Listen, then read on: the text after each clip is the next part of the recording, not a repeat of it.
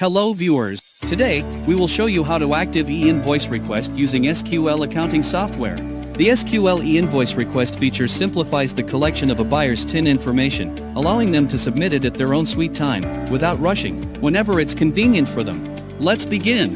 After completing a sales invoice, to generate an e-invoice request, first, select My Invoice and click E-invoice request. Next, select the desired invoice format. An information box will appear, click OK, and the invoice report will be previewed. You can choose to print the invoice directly or download it as a PDF and share it with the buyer.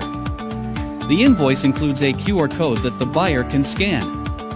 Once scanned, the buyer can either fill in their personal or company details manually, or use the latest powerful feature, autofill using My Invoice Taxpayer QR code. This will automatically populate their information, saving time and reducing manual entry. After generated the e-invoice request, an hourglass icon will appear next to the invoice.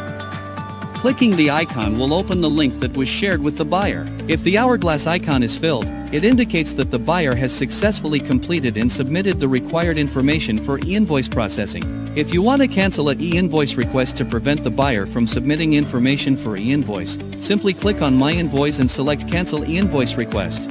Additionally, to check if the buyer has submitted their information for e-invoice and update the invoice with the submitted details, click on My Invoice and then select Refresh e-invoice request status. If the buyer has submitted the required information and it has been validated by LHDN, the status icon will change to valid, and the invoice will be updated with the submitted details. And that's it. We've successfully completed e-invoice request. Now, it's your turn. Try these steps and see how quickly you can get the hang of it.